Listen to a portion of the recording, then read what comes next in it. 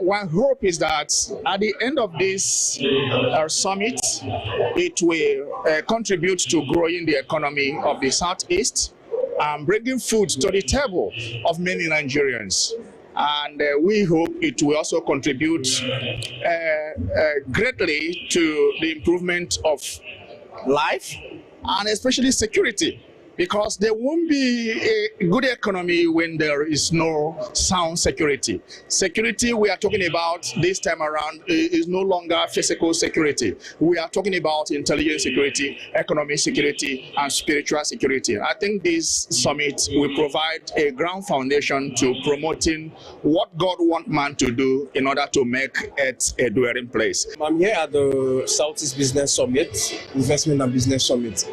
I'm a tech entrepreneur and all of, so I'm here to see what the state government, the Southeast region government have for we were tech entrepreneurs based here in Enugu, because we have the mindset of let us build the Southeast to be the tech city or the Silicon Valley of the Southeast. I don't know if you understand. So that we do not move to Lagos, we can always build here in the Southeast and ship all over to globally. I know my people. We don't do now. I'm expecting a huge, massive development and understanding of, things have changed so much. So I believe so much that we will change with the present situation of things in Nigeria. I trust Igbos. Honestly, so proud to be an Igbo person. We're going to see a great change. Because somehow it seems that we have come together again. And in the next 2-3 years, we will shock this nation. I'm telling you the truth. We have the spirit. And God is always on our side. So we will get there. I'm here for the Southeast Economic and Business Summit. Because if you really know that the Southeast used to be the hub of business and economy in Nigeria and African sub-region. Matter of fact, at a point, the Southeast was the fastest growing economy in the world. But also after the Civil War, and there were a lot of distortions. And then you notice, yes, the Southeasterners are in business, but they are no longer who they used to be in business. So this is a long time, over 50 years. And then there's this awareness to kind of reawaken the business spirit in the people of the sub-region so that we can take our pride of place in Nigeria. That's basically the essence of this meeting. So for me, this meeting is a place for collaboration, for networking, for idea sharing, and plenty more. And then our own, where we come from, continue to suffer setbacks in development. And therefore the discriminations we face today are because we don't run back home. So this is an opportunity for investors, businessmen from our own region to look inwards and see how they can come together and see how they develop and harness the potentials of that are available within the Igbo space. A strong sense of pride in Igbo identity permeates the gathering, with many attendees hopeful for substantial transformations in the Southeast economic landscape. The summit has called for ongoing collaboration between the private sector and the regional government, stressing the necessity of actionable plans to achieve the desired outcomes. Very interesting event. I like that the attendees, the participants are harping on the issue of security in the region and the need for that to be addressed to, advance the cause of investment. Well, let's quickly move on to our second report today. Then we come back, we circle back and take a look at, assess all of those stories. This time around, the Obi of Onitsha graced the Southeast Business and Investment Summit. And at the summit, he charged the Southeast governors to ensure that resources are provided to businesses. He made this known during an exclusive interview with Afia TV political correspondent Nnamdi Obaya yesterday. Take a look. His Royal Majesty, the Obi of Onitsha, Igwe Alfred Nemeka Achebe Abogidi, today graced the Southeast Business and Investment Summit, where he took time to inspect the various products and services on display.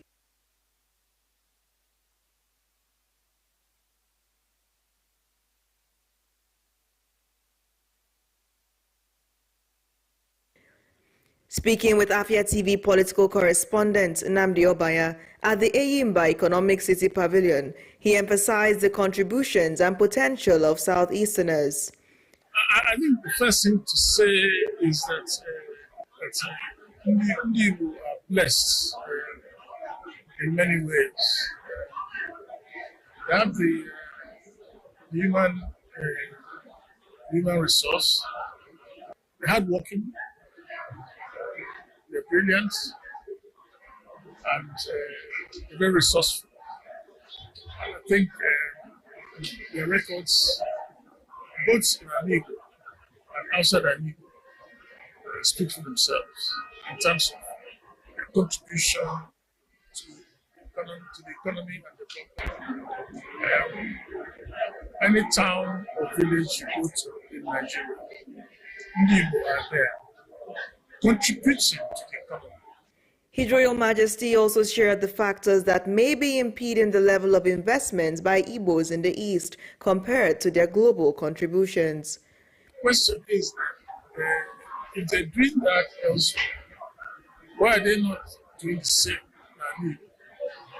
What is the missing element in the equation? I think first and foremost is the living environment. If you have 1 naira to invest, either in Onitsha or in Sokoto, and you can make more profit in Sokoto, you go and invest in Sokoto. And then maybe sometime you come back to us and you get a question on that. But the point is that resource is not inexhaustible. Therefore, even for the resource of our own people, we have to compete with everybody else. So the point is to create the enabling environment. Currently, security is the biggest issue. Nobody wants to invest money where their staff, their facilities are threatened. Security is the first challenge we have today. Functional education is very important. But even at that, they can learn on the job very, very fast. Of course, the famous global place system, some of our most productive, most resourceful, they must, of course, Charis, Chidi, Chisco, who are all, what do you call it again? They're all apprentices, and they learned on the job. He also charged the Southeast governors to create an enabling environment consisting effective land management, electricity, food security, among others, for businesses to thrive. The government has a role to play to provide the enabling environment. Basic things like land. Land is not just most expensive, but most inaccessible in the Southeast. And but you can make land available. After all, how much land does Israel have? And Israel is leading the world in technology. Israel is growing oranges and exporting Jaffa orange. So if you manage our land well, we have enough land in this country, both for agriculture and for industrialization. So it's a combination of the government itself, creating another environment, electricity, water, roads,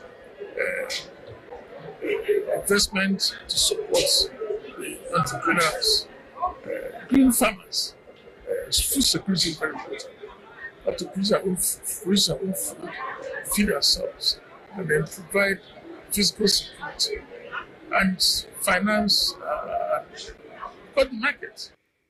Addressing the critical concern of land management in the region, he shared the need for proper planning as is obtainable in modern estate development. He further said that corruption is an issue in the region which could hinder businesses from growing. if you go to modern estate development, you got to make provision for industries, you got to make provision for agriculture, and for residences. And industries, you have the clean industries, but you have the heavy industries. So you've got to do that. And citing them at the right places. We are very short of accommodation in Nigeria, decent accommodation. But here, corruption is another issue. So if you put your money in mortgage, when it's time to buy a house, tell your money has gone. So there are challenges, but they are not insurmountable.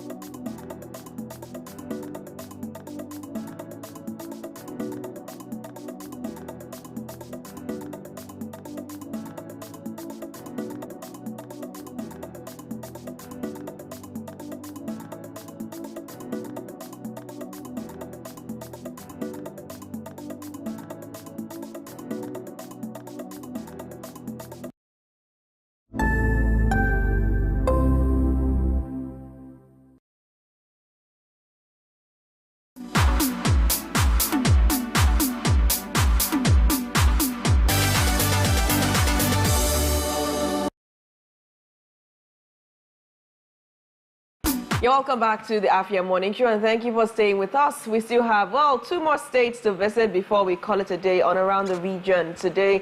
But Oji is going to take us, I don't know, by air to Owerri in Imo State. Before we get there, by the way, I love the fact that service is happening at this point in time, right?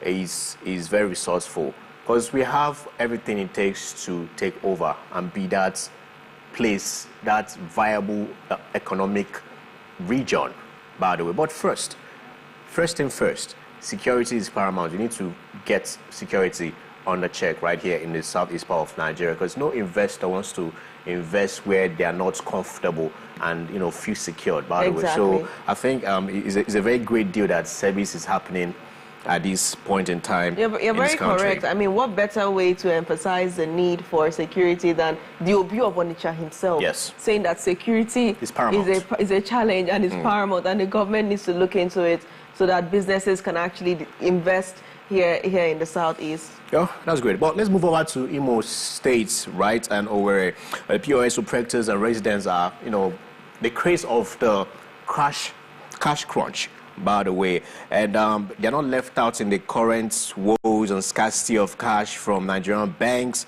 Our correspondent right there, Miriam Onyebule, has the reports as she gauges the situation there in Imo State. The Yuletide season has begun to see the trend of scarcity of Naira notes, with banks in Owerri dispensing as low as 5,000 to 20,000 Naira over the counter. Many customers are left stranded at automated teller machines where they have access to very little cash dispensation. Smart says he has been at the ATM for several minutes, hoping to successfully withdraw some money. I was not able to withdraw money because the queue there is much. People that are even standing there, most of them, they say that what the ATM was able to give them is 5,000. And there is a particular man there that is there before me. He said they want to withdraw about 50,000 Naira. So I can't stay and wait for the man to withdraw 5,000 Naira to get up to the amount he wants to withdraw. So even the POS I went, they were not able to give me. They are calling a lot of money. That if I can be able to take 10,000 naira, I will give them some amount of money, 400 naira. Some said 500. So I don't really know. I don't really, because I can't see where I can withdraw 10,000 naira with 500 naira or 400 naira. How much debt do I have? And this is money I want to, even that the only amount that is in my account is that 10,000 naira. If I'm able to withdraw the 10,000 naira, how much will I give them as their own charge? Because banks do not dispense enough Naira notes, point-of-sales business owners generally know that POS operators here in Owerri review that they have resorted to buying cash from business traders. This has also caused them to increase charges for transactions. Recently, we are experiencing a scarcity of cash. Based on banks are no more giving us a reliable quantity of cash that we want. They normally say that they are practicing this cashless policy of the thing. So they normally give 10,000, sometimes 20K as a limit, day limit. So what we normally do, we now go to business owners who sells as in things in bulk, to make transfer to them so that they can give us the cash that they sell out. Then we do the transfer to them. That's how we normally get cash nowadays. Not from. So this would make the market people who have access to cash in one way or the other to sell cash to you. Because when you ask them for cash, instead of them to deposit and pay you the POS person, they will tell you that you have to buy from them. As of them, we usually buy 500 naira per 100,000. But currently, they have started selling 1,000 naira per 100,000, and some go as far as selling 1,500 per 100,000, because they know very well that we don't have a choice than to buy from them. I mean, this is our business, so we can't just shut down the business because of the scarcity of cash. So we have to cut cash in one way or the other just to feed the society and people, to still keep the business going. And this has affected the price of our business, because some people do 400 naira per 10,000, some 200 naira per 5,000, while some 300 naira per 10,000. And I don't know how long this is going to take. This situation has been on for some months now. No one is sure how long the crunch situation will last. Nonetheless, there are high hopes that things will get back to normalcy soon. In Owerri, Miriam Onyebule for Afia TV. Well, it's not just Enugu State. I think almost all the cities in the southeast, experiencing this cash crunch, the same pause and all that. And yeah. I think it would hinder a lot of activities in this Yuletide period, because we don't be moving around without cash. You can, settle and get some little things you need. Why would you be even transferring like 500 or 200 naira if you make a purchase, when you can just use a cash and solve? And it's a complex issue. Now we're seeing commercial banks, the associations within these commercial banks, the deposit money banks, saying that they are not getting enough cash from the Central Bank of Nigeria. And they're also saying that they usually used to get cash from retailers. But what retailers are doing now is that they are selling cash and they are making money on the cash that they are selling. So basically, at this point in Nigeria's economy, money is working for people.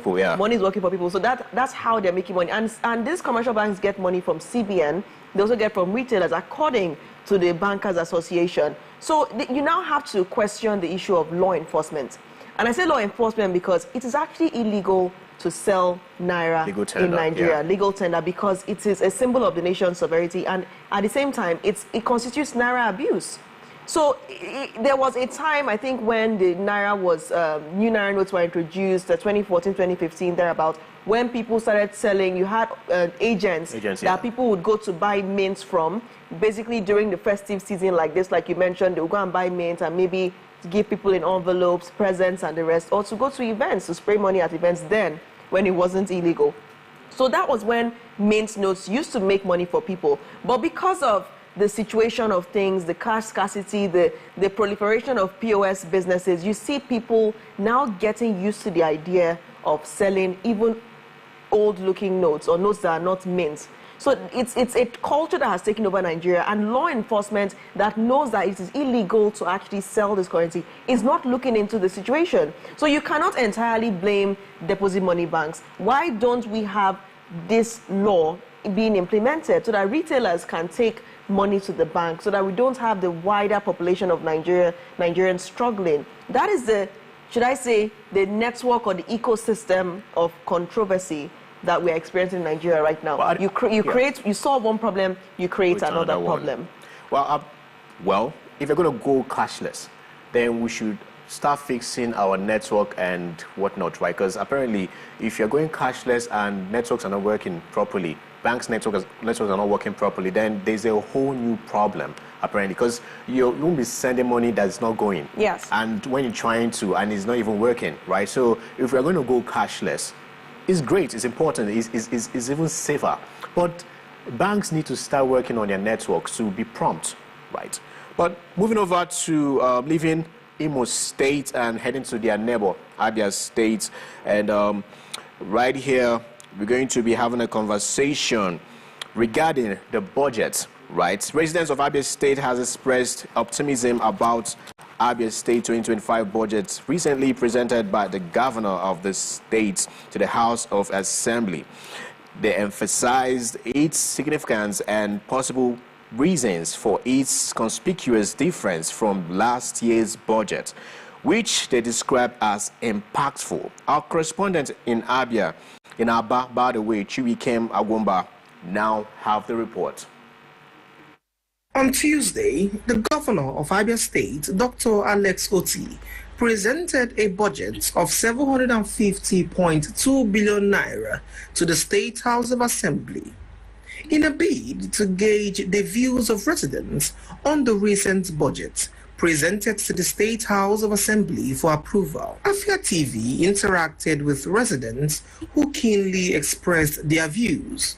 A journalist described the budget as a consolidated budget for more projects. To believe that this is a budget of consolidation, in the sense that last year, yes, it was relatively below what it is now. But then you can also attest with me that there were sort of a revolution in infrastructural development in the state, where you see a lot of roads being contracted out, where you see school buildings, hospital buildings being renovated, and most times you see medical equipment being also installed in most of these hospitals. So I think I would rather say that this is a budget of consolidation on what was in last year's experience or experiment. With regards to the obvious difference in the figures compared to last year, Mr. Paul, a medical practitioner, had this to say. Leadership is about progress. So 2024 budget was a year the governor started, and he needed to cleanse some mess and he made some bulk. Now we have cleared a lot of things. 2025 is a year of speed and establishment. So more money is needed in 2025 budget because more structures is coming, more road is coming, airport is coming, stadium is coming, and medical village is coming. So these bigger projects, this mega project required much money. In 2024, there was not much mega project. So mega project in 2025 brought increase in that mega budget 2025. Comparing the 2025 budget to that of 2024, which was widely regarded as transformative, many acknowledge that the old budget was properly used. I think it was, because the present governor now, Governor Oti, is just, let me say, a year and about 7 months in office. And if you look at the states, you'll see that so many improvements has taken place. Within this is over 1 year in office. There's so much improvement. You can see it. Go to Aba, roads are being constructed almost on a weekly basis. The markets are being improved. There's upliftment in the market. Talk about area, even in our markets now. And now when you come down to Umuahia here, you can see a lot of road projects, expansion of roads, road project going on. Then so many projects is ongoing. So I want to believe that And it is the last year money that we are still seeing that is using for all this development. So I believe that money helped a lot in the state, and I believe that this now will help better because there's much more improvement in this year budget. A resident remarked on how the budget would affect the citizens of the state. One area about Ring Road, Sukwato axis, and most of these axes. People tell me and they express their joy, they express their heartfelt happiness for this government for coming to their rescue first in terms of road construction and other public infrastructural development. It's not like it's just the other state government that is doing it. There are other politicians who are also making contributions in the rural areas, in the central districts. But then, I know that the state government is having a huge amount of work to do in the state. And I think the budget is okay, notwithstanding, like I said earlier, it does appear to be on the high side. If you know the economy of the country now, I don't think that what was last year at this point in time is what is currently here now. So the difference in the budget may mean the amount of workload they want to carry on their shoulders for the development of Afia State, or because of the current economic situation in the country. Abia State residents have expressed confidence that if implemented effectively, the 2025 budget could surpass the impact of the 2024 allocation, fostering greater economic growth and social development in Abia State. In Aba, Chibike Magomba, reporting for Afia TV. Thank you for that report, Chibike. We'll take a quick break now. When we return, we'll take a closer look at the Abia State 2025 budget. The program returns after this quick break. Do stay.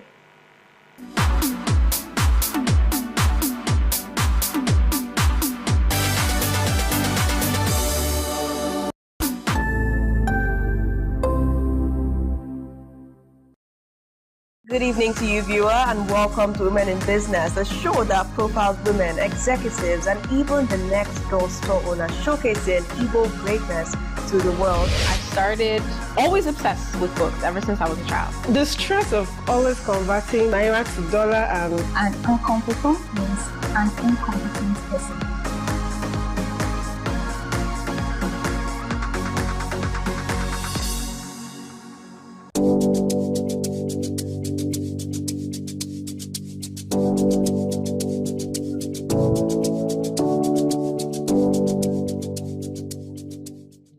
What are your thoughts on the spate of sex for grades in Nigerian universities? This very issue of owing salary should be criminalized. How can they amplify their voices? People don't have evidence. You want to get to know about it? Have to stay tuned right here on Afia Morning Show to get the pulse and the feel of that.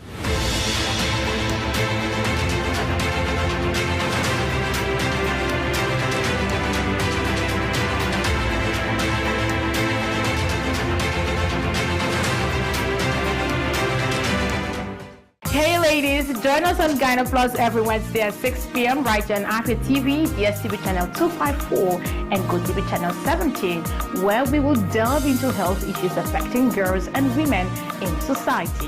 Breastfeeding doesn't even cause breast size. The frequency of breastfeeding means the approach you take to make sure that your well-being is maintained.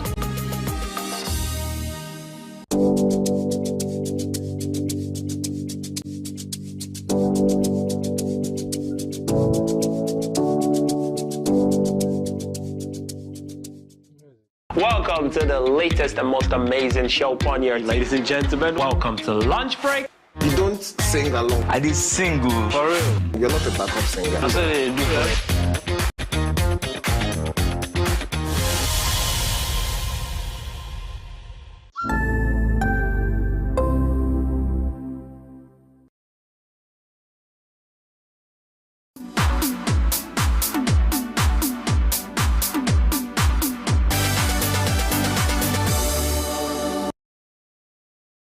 Welcome back to the Afia Morning Show. Unfortunately, we are having some technical issues. We're unable to connect with our guest who was willing to provide valuable insights on the Abia State 2025 budget estimate. But we'll just take a look at it, very quickly. The governor of Abia State has given or presented a budget of 750.3 billion naira to the House of Assembly for approval. This is now when the House of Assembly will ponder on if this is what they can approve for the state in the 2025 fiscal year. But when we look at the tide or the atmosphere in Abia, people are excited. Many people are excited that a shocking, striking 82% of this budget has been allocated to capital expenditure, which of course involves construction of roads, rural roads, and healthcare, education, as well as agriculture and agribusiness. 82% on capital expenditure. Usually, when the allocation in a budget exceeds, the capital expenditure in a budget exceeds that of the current expenditure, people always feel happy because they know that they're getting long-term infrastructure that will be of benefit to the state. So we have that recurrent expenditure set at 18%. But what makes people really apprehensive about this budget, despite the 82% for capital, is the fact that they're asking, how would such a budget be financed? And we're made to understand that the governor of Abia State is set to probably boost internally generated revenue. And at least everyone in Enugu State knows what that means. That means that probably more taxes would have to be collected. I mean, who knows? But that's the way IGR will be generated. But the truth is that, we have to pay our taxes, right? And if the government is using it rightfully, nobody's going to complain. Nobody's going to complain. Like even some commentaries I was reading, because some people are having so many reactions, regards this budget, 750.3 billion naira. Someone was saying that regards the infrastructure and all the workings going in Abia State, it was even meant to be like 1 trillion, because they have so many things to align with, to work on at this point in time, electricity and whatnot. But the excitement is the lowest hanging fruit, which is agriculture. Agro-based is where somewhat, have a kind of a fraction that would impact that sector, right? Because it's easily the only easy part now to make wealth, to create wealth for Abians, right? So it's a great deal that he is focusing on that agro base at this point in time too. So, but some people are like, oh, the budget is even low regards to what Abia State is encountering and all the project that is meant to be worked on. That is meant to at least be giving us like a budget of like 1 trillion regards to working on every sector of Abia State. You see, to whom much is given, much is expected. If we had seen a budget like this for Abia State last year, following the previous administration, people would have said, why? It's too huge. But because they're seeing how the 2024 budget was implemented, some people even think that the budget of Abia State is not sufficient for, the projects that should be carried out. So it's quite impressive. But we also have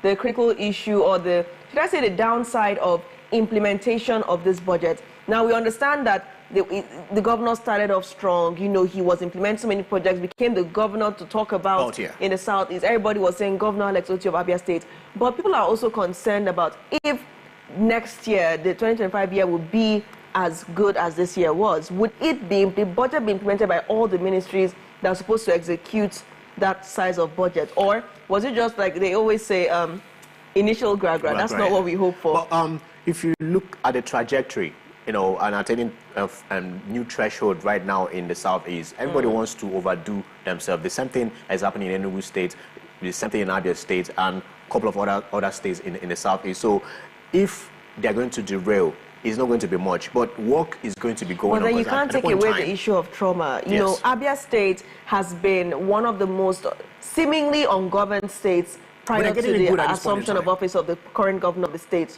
So people have that fear. Governor Alex Oti did well this year. Would he still do the same next year? It's trauma. I'm not going to say I believe him 100, but I believe him. I believe that he has started a good work and he's going to definitely continue. Because, well, what was there to hold, right? He came, he saw, and he's doing what he has to do, and he's seen how people are appreciating the works he's doing. Yeah, some people are going to counter your style of leadership. You can never please everybody. But I have that trust that definitely, regards to what's happening in other states in the Southeast, everybody wants to outdo themselves. So nobody wants to come out second. Everyone wants to be the best governor of coming out from the Southeast or the eastern part of Nigeria at this point in time. So Governor Alex Oti, definitely, I know that will continue the good work he's doing, right? Because he's been impactful. He has done a whole lot just in 1 year. So he should continue doing the great work he's doing for Abians and all that stuff, because apparently this is the way to go. Okay, so now we're also looking at, we talked about the increase in IGR. Now, according to the budget, the state's IGR collection is going to increase by 213% to 100.5 billion naira, which is a 35% increase in VAT. This is different, a 35% increase in VAT to 55.1 billion naira, among others. So I understand that the people of Abia would be concerned about this spike, this hike in IGR, because internally generated revenue has to be gotten from within the state, and businesses that operate within the state. So that is a concern. But do you think that it is worth it this time around, the increase or boost in IGR? Is it worth it? How do you expect for him to continue doing the good work he's doing without, generating all this IGR? But then that caused a lot of backlash as well. Definitely. We're going to anticipate a lot of backlash. Definitely, though. So you have to widen the tax nets, right? Because everybody needs to get their hands on deck to get things properly working and implemented, right? How apart from borrowing, you can generate a lot of IGR to channel them into some infrastructures.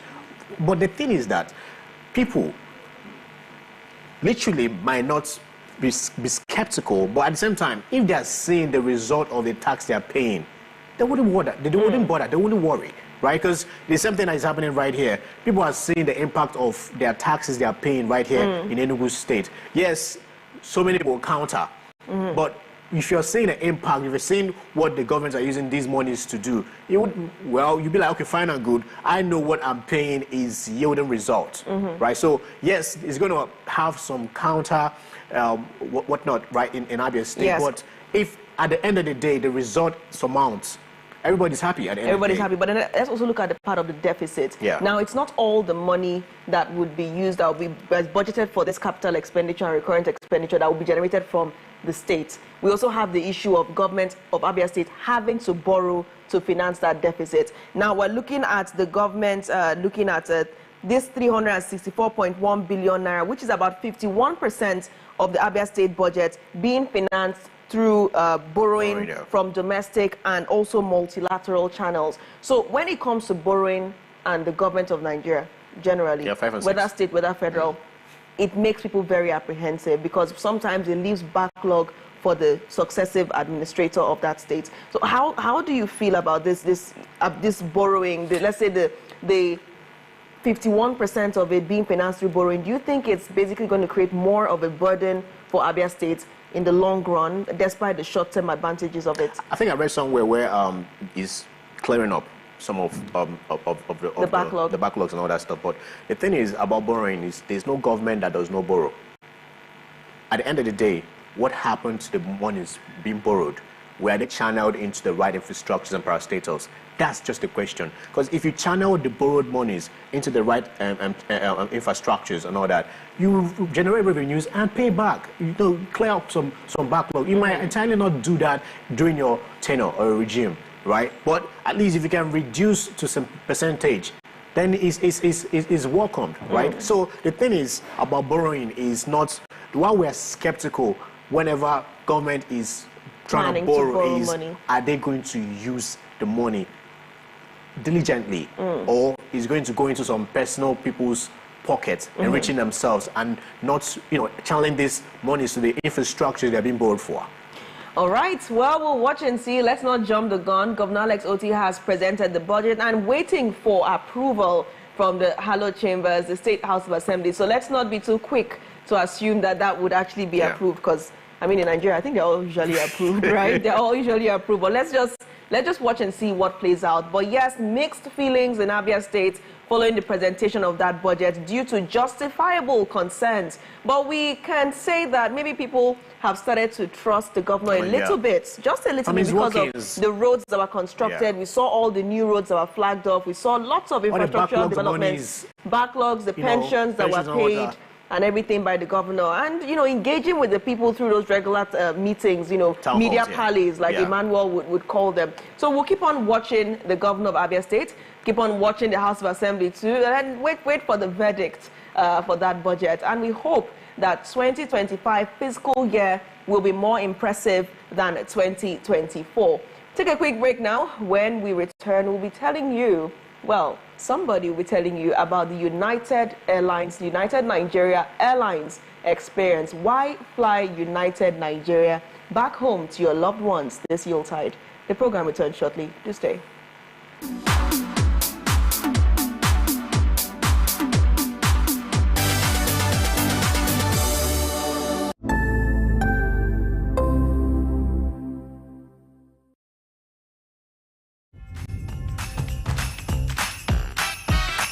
But why won't I be happy?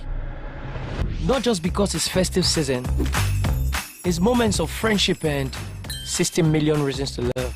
Small pepper. Babes, this dress is given. Don't forget the earrings. Those are 2 reasons already. The best reasons will make your heart beat faster. Come on! And make every laugh worth it. It's all about holding hands, sharing and enjoying happy times together. Have more reasons to be happy with Naija dramas, football, and more smiles on DSTV this festive season. DSTV, your home of entertainment.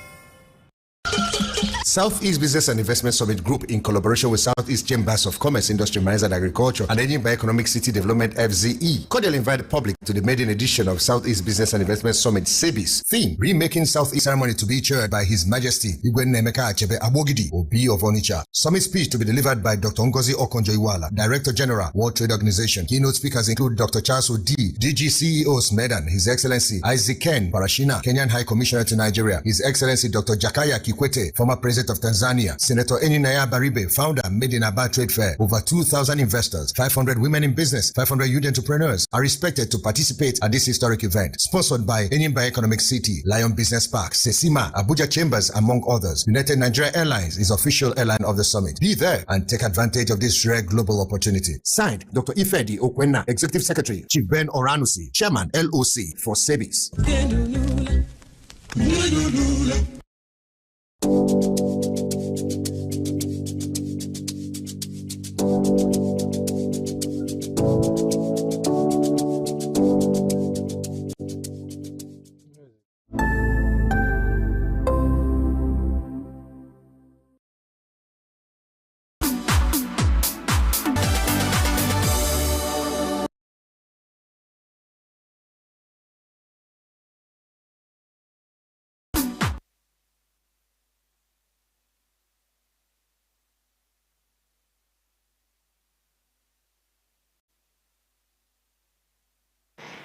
During the festive season and beyond, when we crave to meet with our loved ones, friends, and everyone that we've missed for the past 350-something days, what we need is an airline that we can trust to take us to our desired destination.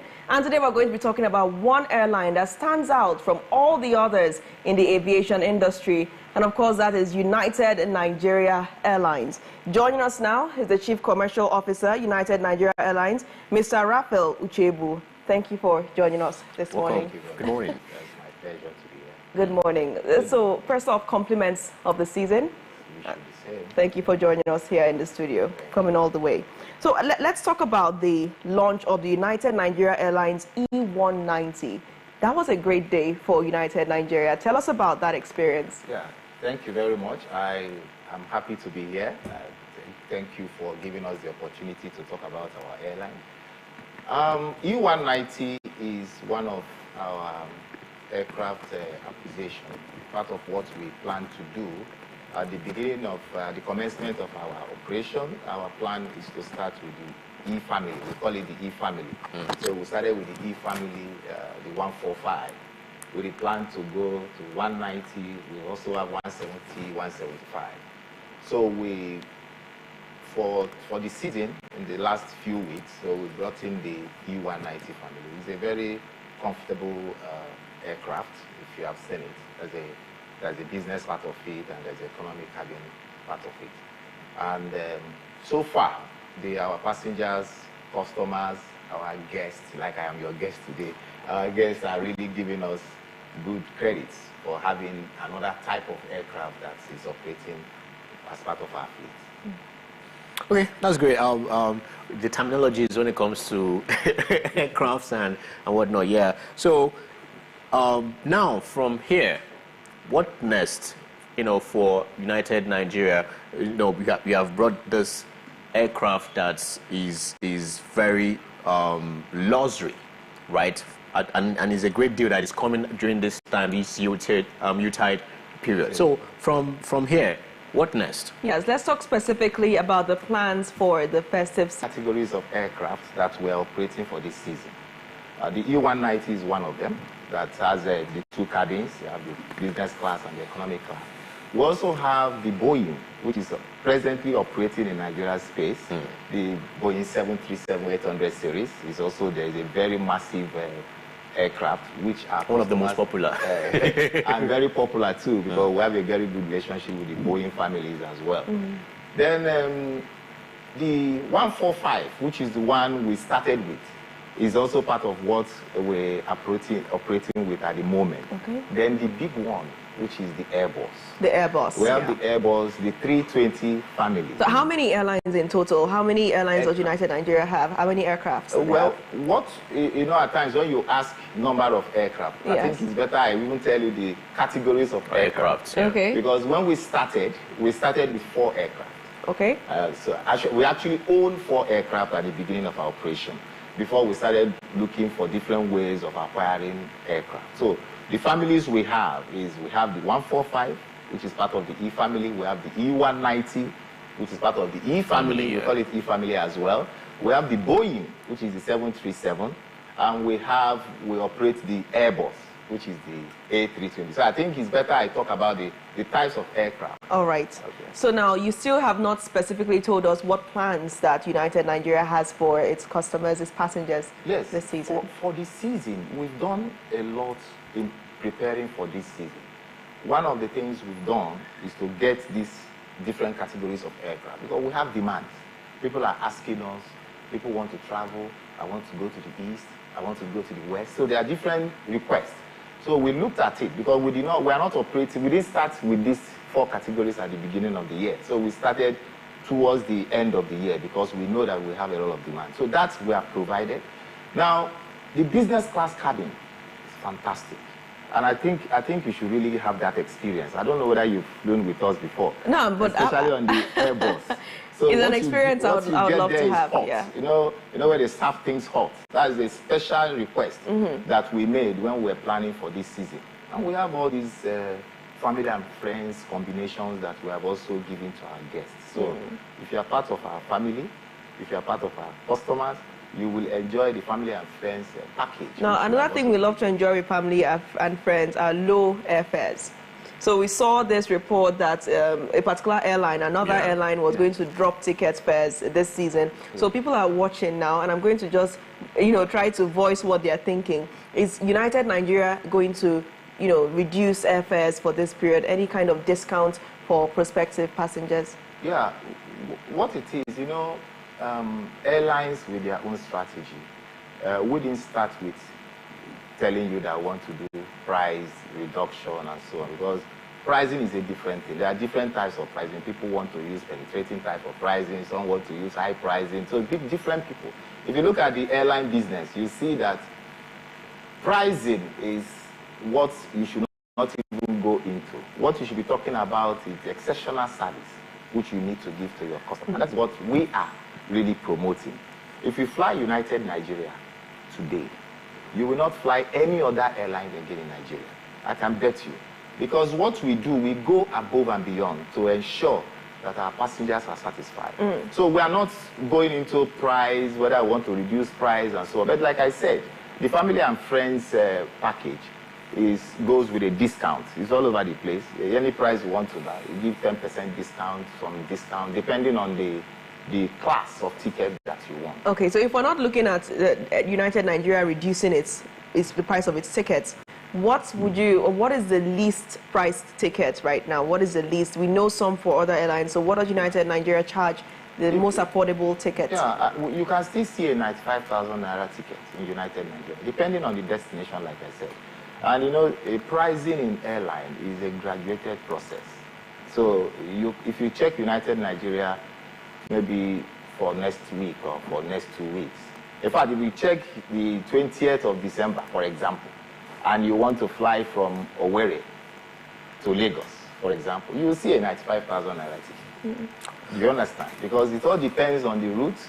Some of us, what we do is that we look at how to give back to the society. So we target some areas and give back.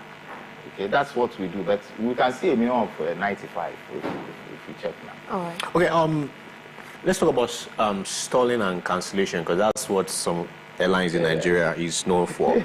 Why sometimes it's because of overbooking. So at this period that people are planning to go, be with their loved ones, families, and unite in this youth tide, what's planned for? What has United Nigeria Airline planned out for to avert cancellations, stalling, and how frustrating that could actually be? Yeah.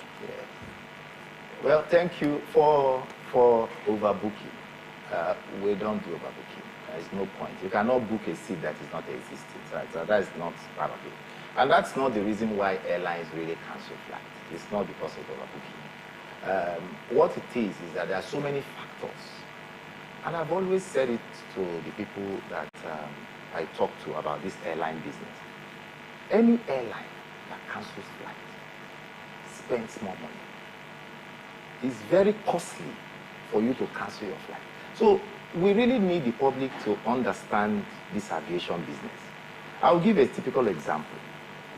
If I have a flight taking off from Lagos to Owerri, or taking off from, let's say, Lagos to Abuja, and there is a reason why it's not taking off, and you are delayed for 5 minutes, 10 minutes, 20 minutes. Once you delay, the airline is paying very seriously. God help you if you delay to the point that the crew cannot fly anymore, because every flight has its own time limit. If the crew cannot fly anymore, you see that you are also going to bear the cost of those things. So it's not to our advantage to delay flights. It's not to our advantage to cancel flights. There's a law that guides us. This industry, before I even joined the industry about 15 years ago, I was thinking that some other industries are more regulated. I see this aviation as the most regulated part of the business in Nigeria or all over the world. Because any slightest thing you do, you are guided by the principles of the law. So you see a situation where I'm supposed to resume at 8 o'clock, and I'm supposed to sign out, let's say at 12. I'm trying to break my time so I don't use a lot of jargons, our aviation time, so that the public are also understand it. So if I'm to check in at 8 a.m., I'm supposed to work from 8 a.m. to 12 noon. And they say there's a bad weather, for example. If there's a bad weather and I stay till 12, do you know that you pay me for that staying without doing anything? And after that 12, I'm not supposed to operate again. The law says bring another set. So for the airline, it's not the airline making to cause a delay, and it's not the airline making to cause cancellations. Cancellations are caused due to different so many factors. So many factors. Let's talk about the cost of delaying an aircraft. Now, let's look at the competitive airspace. We have a lot of airlines right now operating. How does United Nigeria find the current aviation space in Nigeria, especially in terms of the policies, the regulations, and general competition being provided by other competing airlines? Well, I don't see in Nigeria where the aviation industry would not even tap into more than 10% of what the aviation industry can give Nigeria. If you check the percentage of people that fly in Nigeria, they are less than 10% of the population of Nigeria. So there is no competition yet in terms of do we have the normal number of airlines that should operate. We need to sensitize the public. They need to know that there is the business of flying from one point to the other point. They used to tell us, if I'm going to crack this joke, I used to tell us that when we were in those lower stages of education, they would tell us that the safest way of flying, the safest means of transport is by flying. At that time, we'll be saying, why do they say that flying is safe when you know that you'll be in the air and you don't even know what is happening until when you get there. It's safe. Aviation space is safe, and it's still empty. But why so? Why just 10% out of the the numbers, right, in Nigeria? Why 10% of just Nigerians flying? Are people being skeptical or trust issues, or being in a bed story for a couple of minutes? Yeah, and just to add to that, we're seeing states that are now creating their own airlines. Like we have Akwa Ibom, and Enugu State is just about set to launch its own Enugu Air. What do you think about these states that are trying to launch their own airlines? What do you have to say about that? Well, it's a free market. It's a free market. Tomorrow you can see another airline coming up. And that's why I started by saying that the market is open, is untapped. Why do we have about 10% flying in Nigeria? I think it's more of sensitization. Yeah, but that established, sir, let me cut in. Now, some members of the public are suggesting that these states instead collaborate with some of the airlines that already exist, as opposed to launching its own airline and having to bring in aircrafts and the rest. So what do you think about that suggestion? States instead, collaborating with already existing airlines and investing in them so that those airlines can provide some services for the state. There's some kind of arrangement that people believe would work as opposed to creating an airline that they believe is expensive to run, expensive for a state to run successfully. Collaboration is a tool, is an important attribute in business. If you stand up to start a particular business, if you look at it and say, okay, should I start it alone, or should I collaborate with an existing airline? It's just a matter of looking at the economics and say what works for you. It's the same thing you do in the ordinary business that you run. You come up and say, I want to run because I have the expertise. One thing about aviation is that aviation cannot be, you cannot operate airline with people that just come out from school and say, is a graduate, he can run an airline. An airline business is run by professionals. So if any state is starting any airline business, they will still go to the professionals and bring them in. But like I said, it's a very important sector that even the government need to encourage the private sectors so that they can do more. We have a lot to do in the aviation sector. We've not even tapped into it at all. And why I use the word less than 10%, if you look at the numbers, if you check the real statistics, you look at the number of people flying in Nigeria, even locally or internationally, and you look at the population of Nigeria, you'll see that it's not even up to, if it is up to 20, I'm telling you, wouldn't you attribute that to the expensive airfares that people can afford it? So the belief just going by road is, what they can afford than, paying all that huge amount of airfares. No, the airfares is not expensive. It's not expensive. I would like, we need to let Nigerians know, flying by air is not expensive. What pushes the price is the cost of operation. That's what pushes the price. And it's just in the simple term. If your cost is high, your price will be high. Well, they can afford it. So, but why I don't always want us to target on the pricing, I want us to talk more about.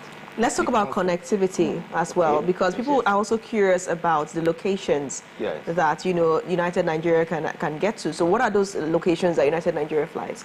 Oh, we fly to Lagos, Abuja, we go to Port Harcourt, we go to Owerri, we have Anambra.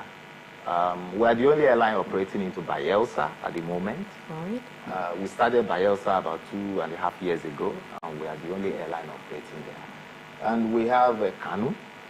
Remember, one of our slogan is flying to unite. Yes. So what we have done is to unite the east, the west, the north, and the south. Is it flying to unite or unite to unite? Because I've seen unite to unite. Flying to unite. Our guests, they use different terminology. We are flying to unite Nigerians with the families and the loved ones. So we are in the east, in the west, in the north, in the south. Are there plans for international routes? Because we're seeing competitors that are now trying to fly to Johannesburg. Are there plans for United Nigeria to London? Like I said, we started, we have our short-term, medium-term, and a long-term plan.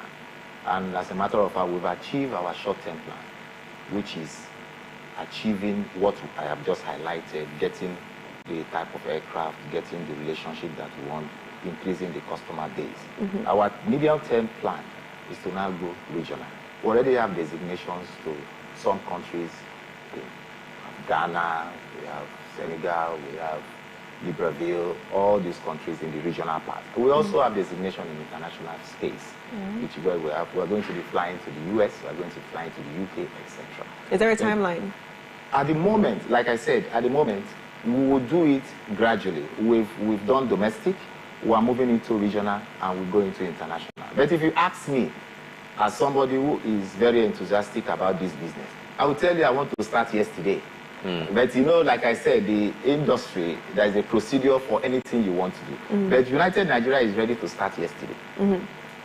Customer service is also a major challenge in Nigeria, and you know, people have always been curious about why flight attendants are so attractive. Is there a way that people are selected, the crew is selected by airlines? What are the criteria? Because sometimes passengers, you know, they get off a plane and they complain that they were rudely treated on board. I've not experienced it myself. This is a general problem. I've not experienced, but I've seen comments like that. So how is the crew selected to ensure optimum experience for passengers?